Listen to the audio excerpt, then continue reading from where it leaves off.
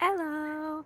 Hi friends, it's me. It's been a while since I made a little gardening video, so I thought I would just walk around the garden with you tonight. So here we are right in the front of the garden. I am standing in the entranceway gate.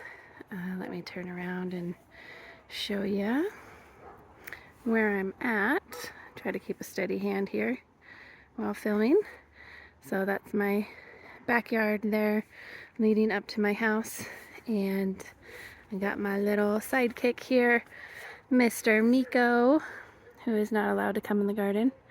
He's currently focused on the dogs barking down the road. So let's just take a peek at what is going on in here. It's such a beautiful night tonight. I just came outside to water and take a quick peek at how stuff is going. My dad mowed for me, so it's looking really nice. And this entranceway looked so pretty, I decided I should shoot a video. So this bed right here is a mixture of all sorts of flowers. The first row is my dahlias, which I've shown you guys before in other videos, but they are all blooming so nicely. These dahlias, this entire row, are from Floret Farm seeds. So these are not dahlias that you buy as tubers. I have those in a different area. I'll show you in a moment, but these were all started from seed. Honestly, so much easier than the tuber dahlias. The downside is, if you consider it a downside, I would say the difference is these dahlias are more open-faced, meaning they have that center right there, which makes the bees and pollinators love them so much more, but it doesn't give that solid poofy look that dahlias normally do. And my sunflowers over there looking so tall. There are many weeds in the garden right now, but that's okay. I am just embracing what it is. Oh wow, that's a unique one I haven't seen yet. Interesting. I wonder if it's, let's see, this one is on the same plant.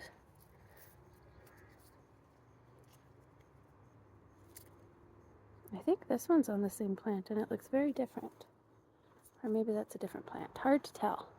I planted everything very close together, which is not recommended, but it's hard not to do in the spring when you have so many plants and not enough space. Wow, there's a big one. The camera doesn't quite show how big that is. Let me try to get closer. I've got my strawberries here. I can walk in over here.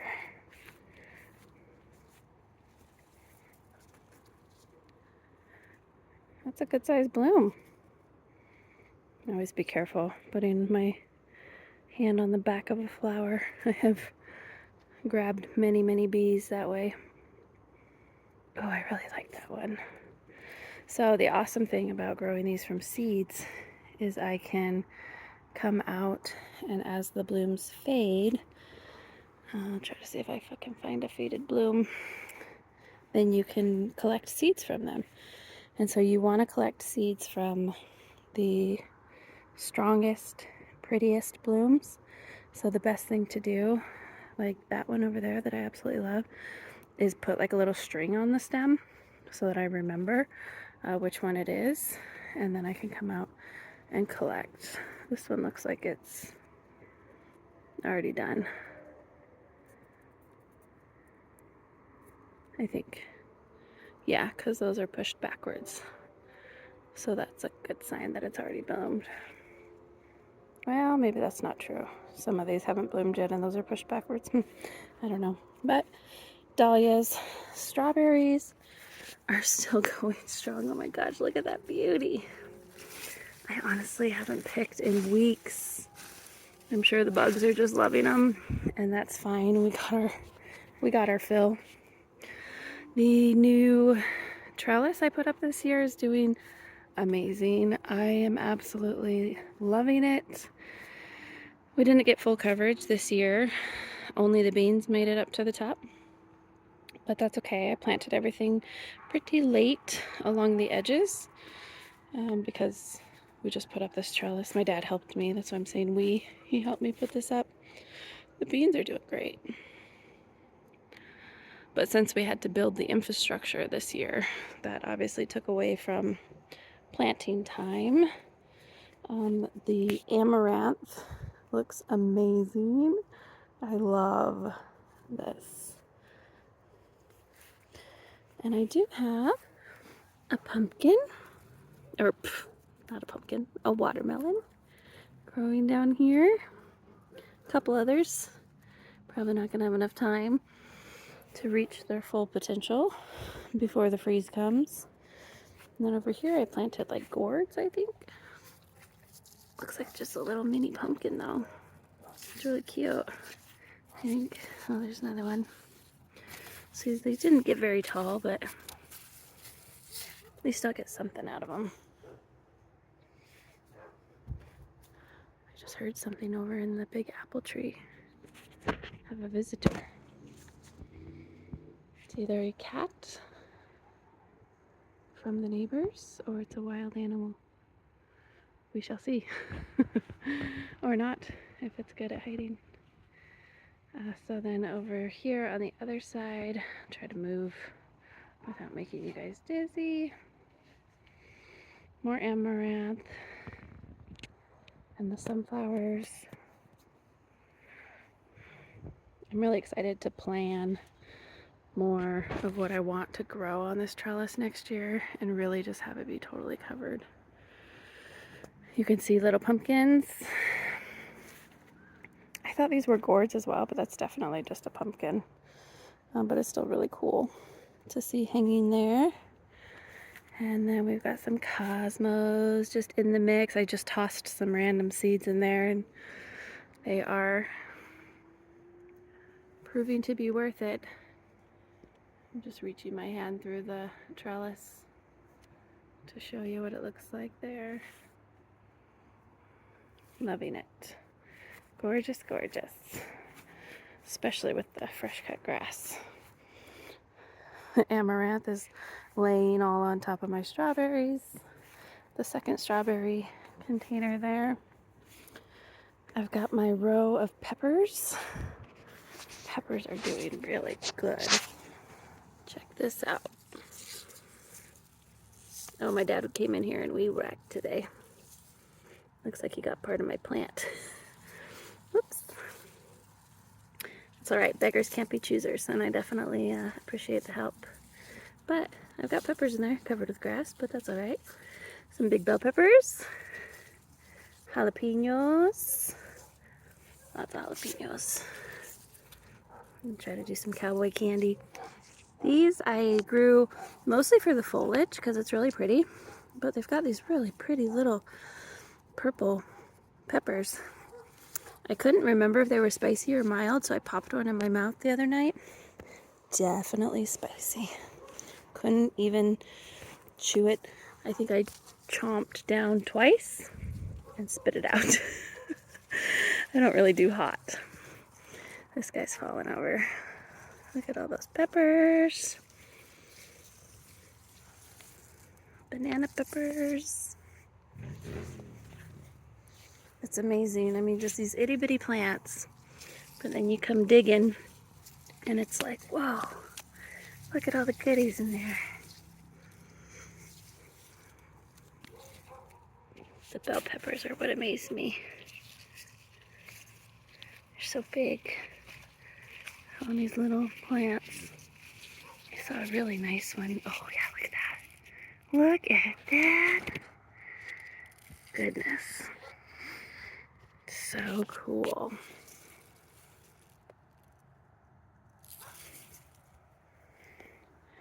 And then flowers that are fading. You know, fall is coming. My corn didn't do good this year, so lesson learned.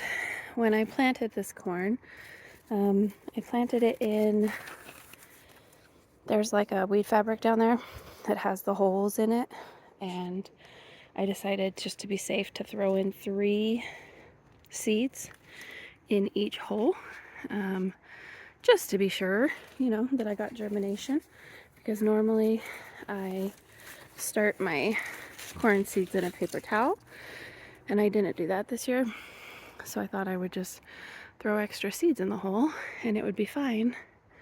Well, all 3 seeds came up, and I should have thinned them at that point.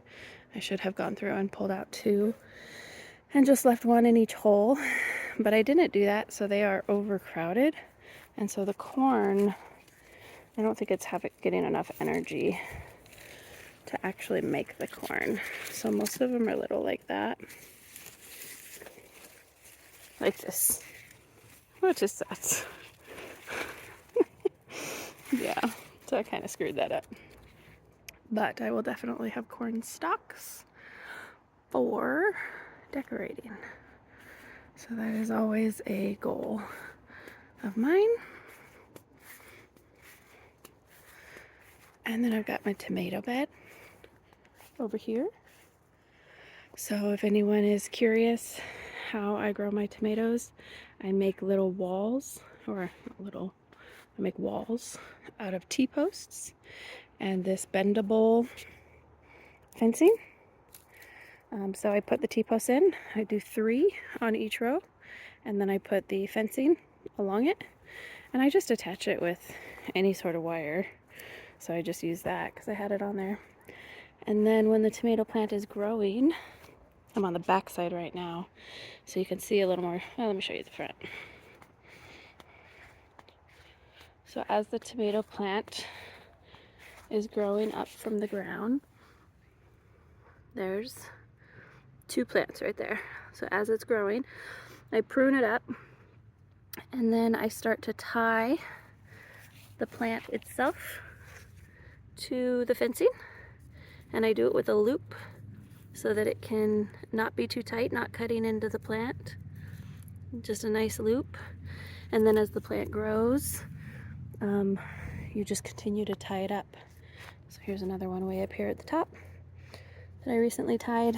And so what you'll see happen is when you look down your tomato row, you start to see arms here. Here's a good example.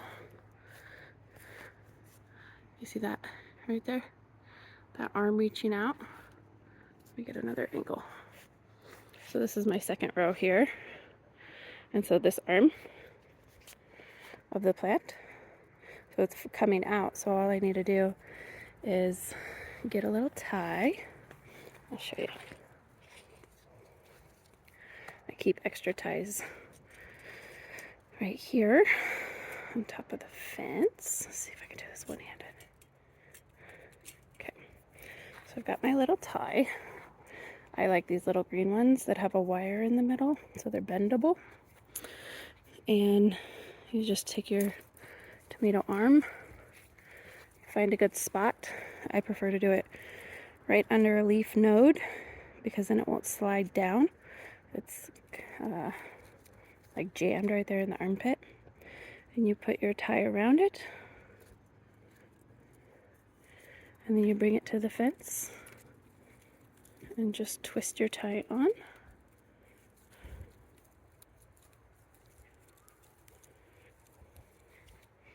And then your tomato plant is growing up.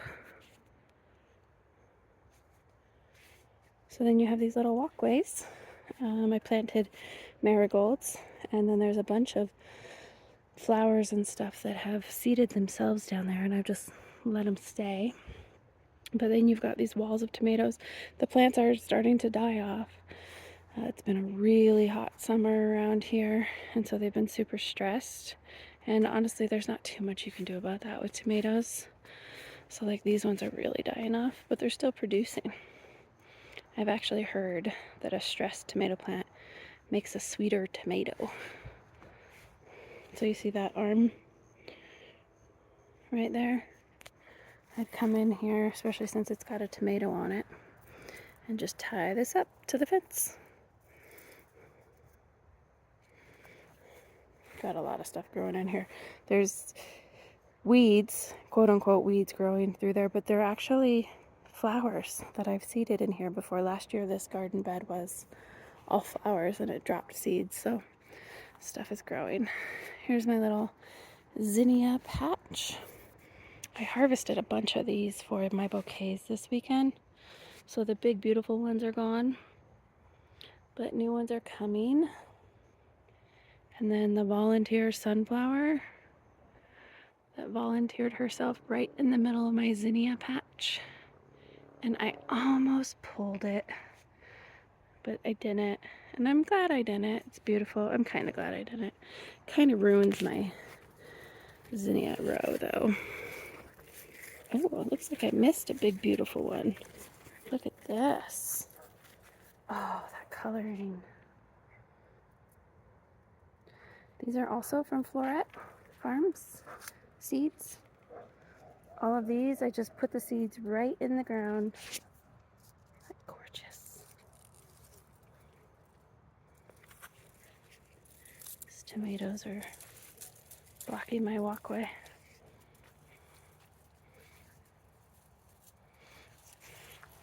It's so cool when they get this little crown. My camera will focus.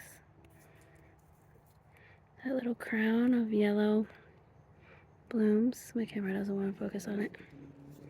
It's really pretty. Okay, so I just came through the tomato bed. We've got all volunteer sunflowers over here going crazy. We've got a squash plant, which I've been waiting. These are like patty pan or something like that. And I seeded these late. I like to seed my squash late. I might have waited too long this year. There's one little guy down there. I might have waited too long this year. I have not had a single squash, and it is, what is today? September 4th? Something like that. I got my row of potatoes down here. I've already harvested one row. That's why it's kind of empty right here and getting covered with weeds. I need to get better about coming back in and covering it with mulch. Second row of potatoes here, definitely fizzling out. You can see the potatoes. That's not good. Don't do that. You're supposed to be coming in and covering those as they grow so they don't turn green. But I'll just have to toss the green ones and eat the ones that are deeper down in the soil. It's fine. I'm just trying to help you guys know what not to do. Okay, this row over here are my tuber dahlias. So at the beginning I was talking about the difference between the dahlias I start from seed and the tuber dahlias. And first though, a couple beautiful cosmos. I just threw these seeds over here and crossed my fingers and honestly forgot about them, and they are so gorgeous. Love, love them. Okay, so these are tuber dahlias. They are much more, this one's just starting to open, but they're more likely, I should say, to get that thickness all the way through the flower instead of having that open face. They're gorgeous. I really like this one. It's called Cafe au Lait. And this one, I think this is called Viking. Maybe, I could be wrong. I don't feel like my camera's doing a good job showing you guys how amazing these are. I did a couple of these in my bouquets this weekend. So tall. I mean, it's literally almost as tall as me. Just barely not.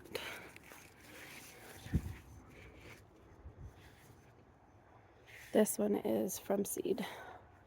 So see how it's got more of the open. Oh, look at the spider friend.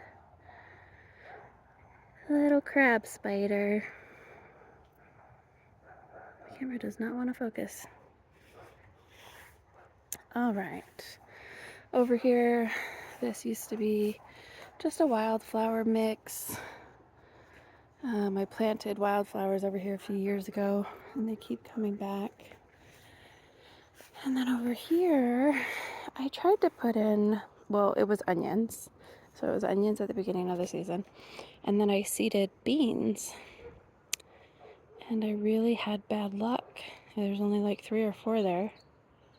And I've never had bad luck with beans before. So I don't know if it was the heat or the rabbits that I see in here all the time. Could have been. This is my raspberry patch. My horrible raspberry patch. It got hit with blight this year and has just been wiped out. Normally this time of year you cannot even see these. It's just draping over, and I've come through and tied string on these to hold them up, and we're just harvesting like crazy. They normally all look like this, and they're just falling all over the place, full of berries, gorgeous green. And this year the blight, so like this was a new growth, it came up and looked just like this one, but then from the bottom to the top it just dies. I'm supposed to be out here cutting that out every time I see it, and my life is just not built that way, so it is what it is. I'll try to make a project of it one of these days, get out here and cut it all out, and then take it from there. The plum tree, the original plum tree is over there in my neighbor's yard. The plum trees send up suckers, so they make little other trees, and so I have selectively kept some over here to make this like little cove area. It's actually where I lay to rest my pets that I've lost over the years. But the plums, ooh, fly. The plums are looking almost ready. You can tell their ripeness by their softness. Oh, we're so close. Donovan and his friend came out here about a week ago and picked a whole bowl full, and they were hard. They were not ripe. So they are in a paper bag inside, which is a way to ripen them, and they're getting close.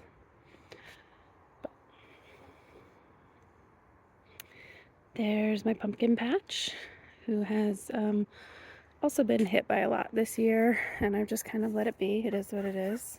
I think squash bugs are in here doing some work, but I've got pumpkins, so you know what? I'm not worried about it. I really only fight things when they become a problem. I've got pretty little cream colored ones that I love so much. These will be so fun for decorating my porch. Got little white ones randomly. There's another white one way over there. Camera's not picking it up. But you know, I really don't need much. Oh, look. There's one hiding in the overgrown grass. This is my sprinkler, and that holds it in place. I've got like a bluish one. Can you see that one in there? Oh, maybe I'll get closer, because you guys, it's so pretty.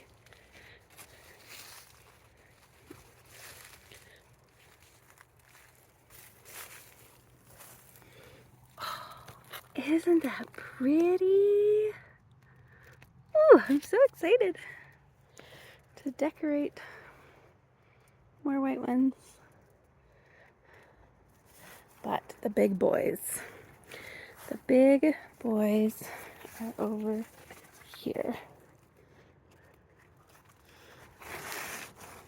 Let me get out of this pokey jungle. Look it. That's a big boy. Perfect. I absolutely love growing pumpkins. And then look over here. I'm gonna go to the other side. This is my asparagus bed. It was a new raised bed I just added this spring. The asparagus is still too young to harvest. So I filled it up with marigolds. I just had a bag of seeds that I collected from one flower. Can you believe this? All of these flowers are from one flower, 1 year. So if I collected all the seeds from all those flowers, I could literally have marigolds for the rest of my life. So, moral of the story, collect seeds. It's worth it. So this is the asparagus. Looks like a fern. And then the marigolds underneath are gorgeous. But look at this beast. I don't know if my camera is really going to show you guys how massive this thing is. I'm going to have to weigh it. Uh-oh. It looks like it's rotting. That's not good. The underside is okay. It's definitely got an opening there that I'm sure bugs will love.